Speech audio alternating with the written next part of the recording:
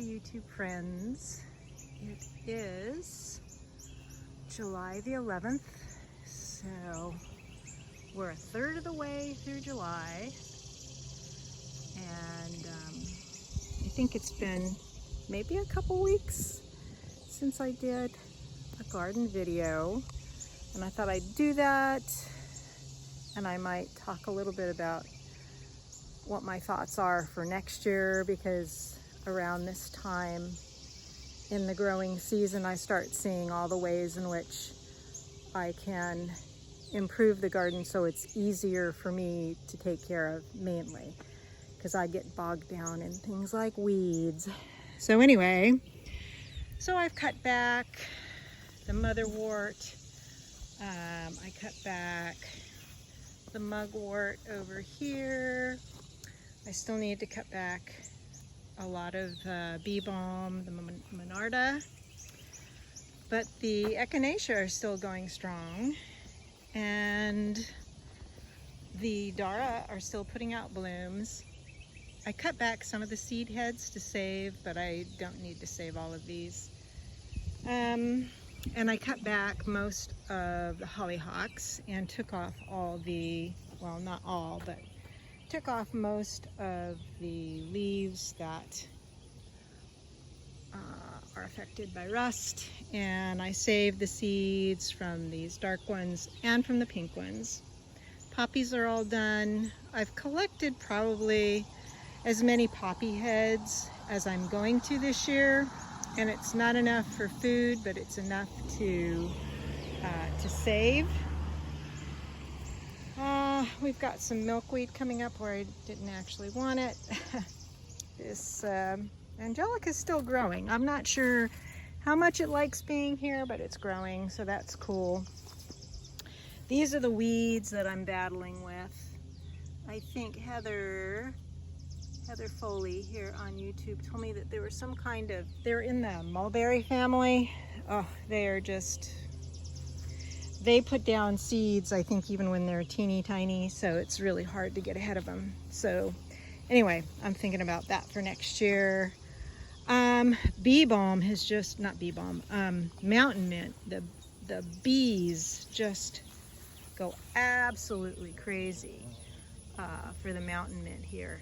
It's amazing to stand here and watch them all. More than any other plant, it seems like. The bees, you know, all the different pollinators really love the mountain mint, and I'm taking out some other weird weed here. I'm not sure what it is. I probably should know. Anyway, I'm not going to get bogged down with that right now. Lots of purple shiso, as usual. Some of the cosmos are blooming. I still have some bachelor's buttons blooming, a little bit of Dyer's coreopsis. Those multi-flowered sunflowers are just starting to bloom. The cut leaf coneflower, those yellow ones out there, they're still blooming. And all of these sunflowers are just amazing. I mean, they must be, oh, there's a hummingbird up there. Oh my gosh, so cute. They must be about 10 feet tall. These, I believe, are wild cucumbers. Apparently you can eat, they look like the little cucamelons, I guess. And apparently you can eat them when they're really small, but then they get toxic when they get larger. Oh, look at there. There's one right there. I should look up and see what Alexis Nicole, the Black Forager, says about those. What have we got over here? There's it looks like the roselle's gonna start putting out some blossoms. It's not as robust as I'd like it to be, but it's fine. It's like I have to come back in here and weed all over again.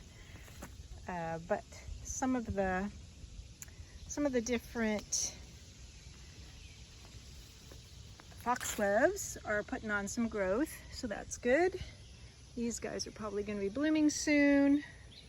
A few foxgloves there. Okay, let's go in the main garden. I don't want to make this too long. I gotta go talk to a neighbor about a cat sitting gig. So I've been picking a whole lot of these ground cherries Mostly I eat them when I'm out here. The melons are doing okay. Oh look, there's a little female flower there. We'll see how they do. And I just rigged this thing up. I'm just gonna let them grow over there, even though I have to duck under there to get to these other beds, but that's all right. I cleared out the carrots, and the Korean squash that I had growing in there just wasn't doing that great. And the bags where I have my red curry and kabocha, they just didn't do well in the bag. So I put in some new seeds. I think there's still enough time. I probably should cover it with mesh so that when the sprouts come up, they're not eaten by other things.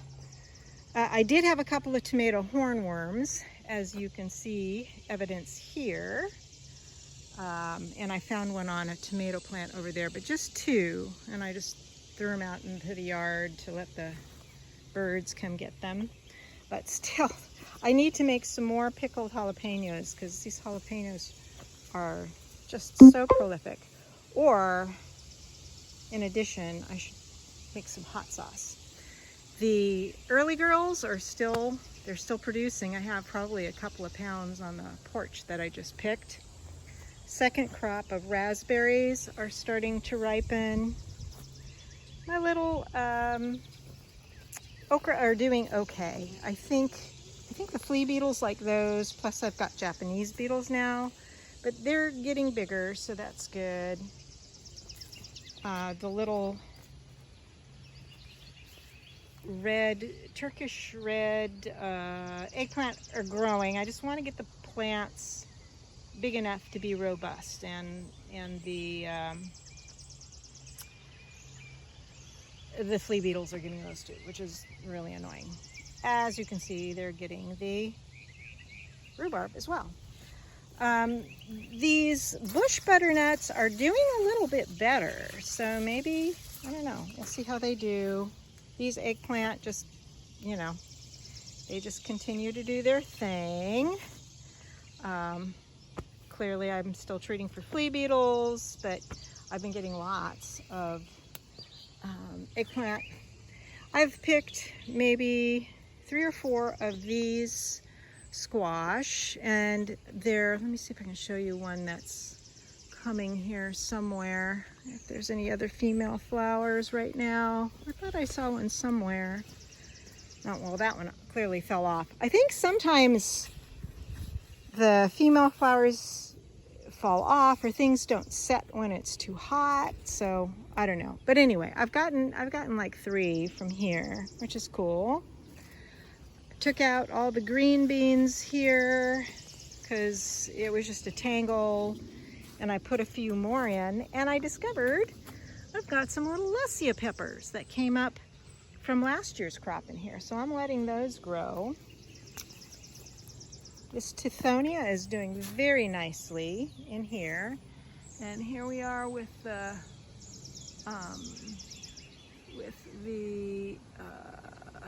sunflowers. Sorry, there's a voicemail message on my screen, which is very annoying.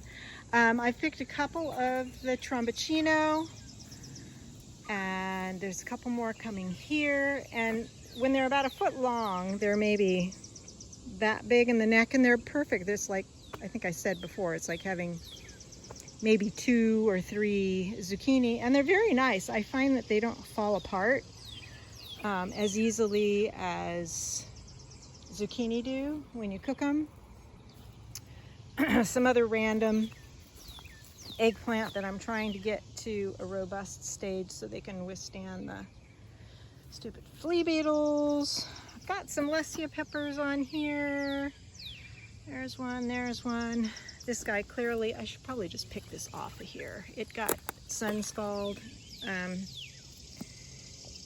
And I am really curious about these guys because they're supposed to be pimento, but they sure don't look like pimentos to me.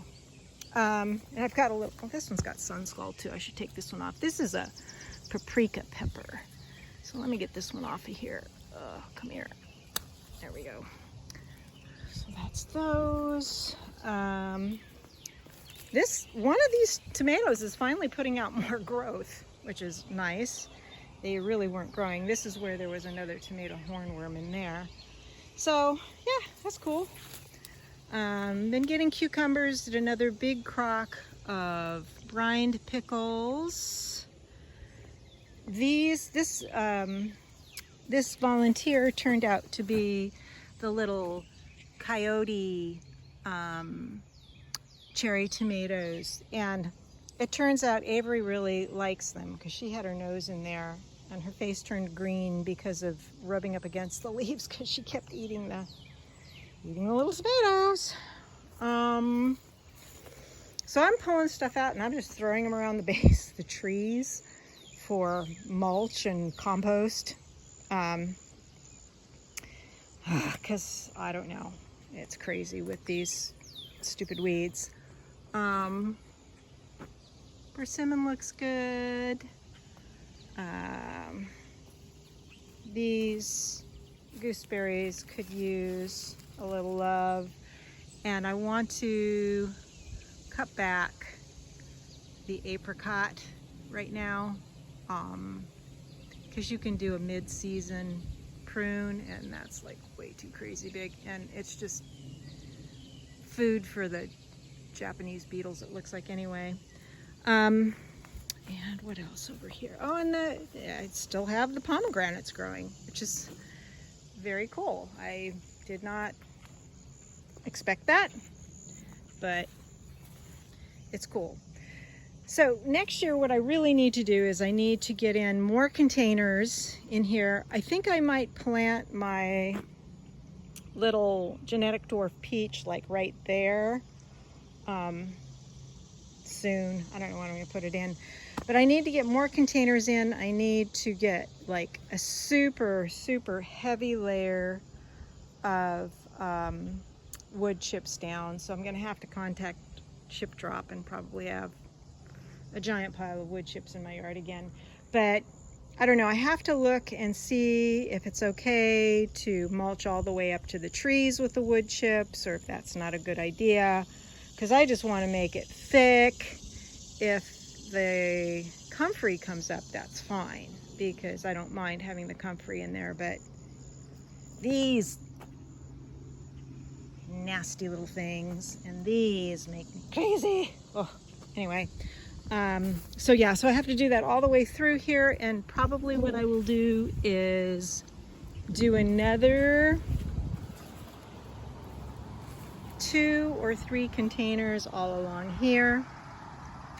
Although I do have asparagus in there now, so I don't know. I have to think about that. And maybe another round container where those guys are. The big pots have been okay, but the smaller grow bags for some of the things just haven't done that great, which is okay. I'll show you. It's embarrassing, but, well, it's not embarrassing. It's just kind of depressing. I'll show you over here. There's my tomato haul. Oh, and these are my Japanese mugwort, are doing really well. I use them in an oil with some comfrey, and my skullcap are growing, so that's good. The elderberries are weighing down the plant here. I'm not sure I'm gonna pick them. I might just let the birds do their thing with them. But yeah, these guys are like really sad, and it makes me sad. So yeah, I don't know what I'm gonna do. It looks like the moonflower, though, is getting some blossom buds on it. Let's see if I can get it to focus on here. Anyway, trust me, that's a blossom bud there. So that's kind of exciting, and I got to get that red bud back. Oh my God, so much. Anyway, that's it for kind of a mid-July check-in. Hope y'all are doing well.